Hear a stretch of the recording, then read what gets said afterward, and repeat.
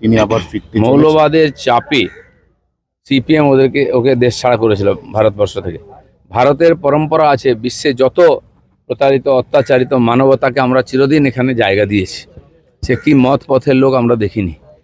আজ ইহুদিদের থেকে আরম্ভ করে, তারপরে তিব্বতী বুদ্ধদের, তারপরে এখানে আমাদের সিংহলি তামিলদের, এরকম ছোট বাংলাদেশে অত্যাচারিত, ভারতে পাকিস্তানে অত্যাচারিত হিন্দু সমাজ, বা আজকে যারা অন্যরা এসছেন মানবতার খাতিরে তাদেরকে আমরা জায়গা দিয়েছি।